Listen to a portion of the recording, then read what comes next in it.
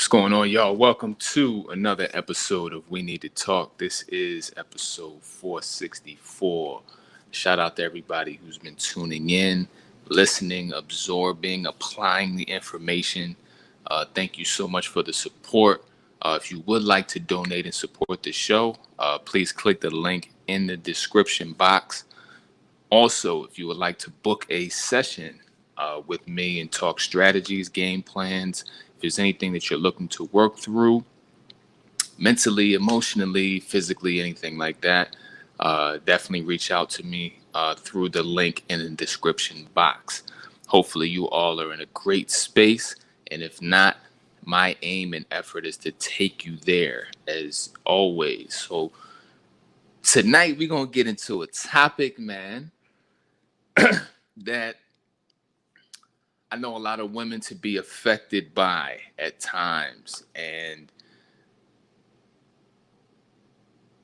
in certain ways, I have been, affected as well. And I'll give you an example. So the other day, I was presenting.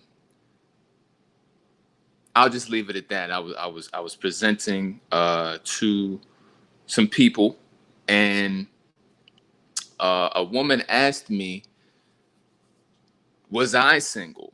And, or was I in a relationship? And I answered her, and I told her, I was single at the moment.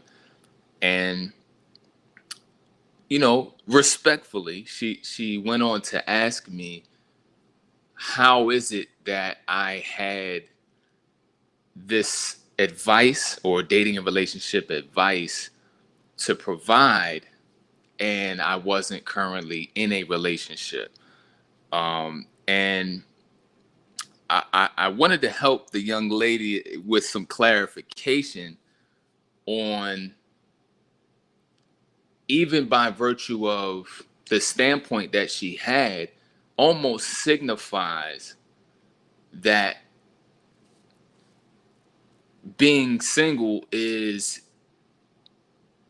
means we're in a deficit, or means that I am somehow in a lower position than I would be in a relationship, or the fact, or rather the fact that someone is in a relationship means they are in a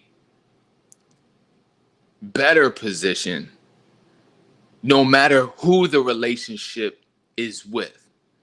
And I want to clarify for her, first of all, this is a passion area that I have learned a great deal, and I've dedicated my life to, and I have taken myself through bachelor's and master's and completed both in psychology. I've worked with countless individuals, youth, families, and couples, as well as having the added personal independent research that I conduct on an ongoing basis, as well as my own personal life and the realizations that I've come to in the relationships that I've had thus far.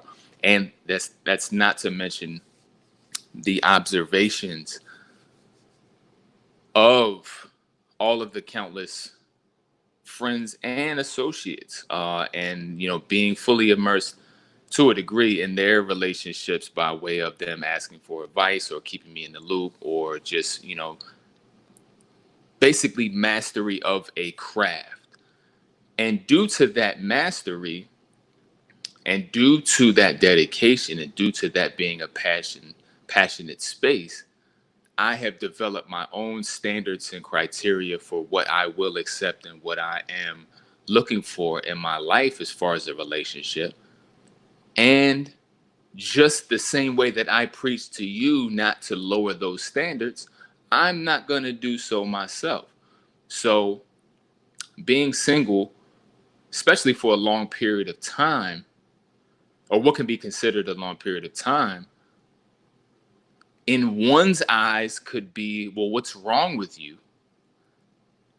But in the initiated focal and viewpoint, it signifies that I am not budging on my standards. And that could mean that I could be single longer or shorter, depending. But when it is the right time and the right individual, I won't have a reason to be single anymore, if that makes sense. So I don't want it to be confused, and I definitely want to challenge the mentality that being in a relationship is the overarching goal, over healing, over growing, over repair, and over purpose. I think these things have to be addressed to ready ourselves in the best way for us to be in a space to effectively choose and effectively maintain a healthy long-term relationship, if that's what we're looking for. Now, if the goal is to just grab somebody, if the goal is to get a ring, if the goal is to say we're in a relationship, if the goal is to beat and combat loneliness, if the goal is to have something, then really isn't the place for you. Because I don't help people get into anything. I help people to grow themselves, overcome, become the one, so that the one can find them and so that you can recognize them as well, but not be from a standpoint of need, but be in a standpoint of allowing and welcoming the best things in life, and one of those being the right relationship. And I don't have the watch and the timer, but I can help and coach you into a space where you don't need to check that watch. That is wholeness. That is completeness. That is happiness. Where you're not counting the seconds. Because if you're in that state of mind, you will cut corners, you will lower standards, you will jump into things from desperation and fear of loneliness. These are the facts. So I wanted to get that clear straight off, but I do want to address women who may encounter that stigma. And possibly, if you may be somebody who's in a space of wanting to grow, wanting to advance yourself, wanting to achieve wholeness, wanting to, grow past and overcome traumas and habits and patterns and viewpoints and perspectives that have held you back in the past and put you into dating cycles, right?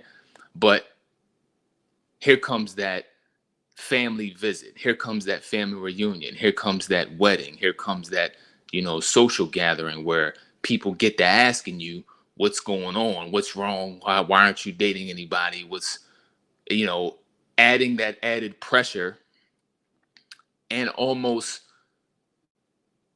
low key diagnosing you with something for being single and unspoken for at the time. And for a lot of people, it's hard for them to understand happiness aside or outside of a relationship. And that's part of the movement that I'm making. That's part of the effort that I'm making. That's part of what I'm looking to disassemble, because that's a false perspective and it leads to a lot of chaos. It ain't always sweet. A lot of times, you see people on timelines, photos, with the presentation that everything is love, everything is great, and it's not always like that. I did some content before on comparison addiction, and just being in a space where you see something and it looks like everybody's doing so much better than you. Everybody's hitting these milestones except for you. And happiness is subjective, and it should be internal at the beginning. Like, as far as it should originate internally, it can be added to. That's what the partner is for, to add to that happiness, to add to that growth, to continue to motivate that evolution. But it shouldn't be the source of it. We should be the source. And this is why I come here every night to create, broadcast, and provide strategies and support. It's an everyday thing. Growth is an everyday thing, especially if there's habits to be broken, especially if there's patterns to be broken, especially if there's mentalities that demonize being single. So if single is bad and you're single, what are you going to do to get good? That's the conundrum that type of mentality puts you in. If something wrong with me, how do I get right?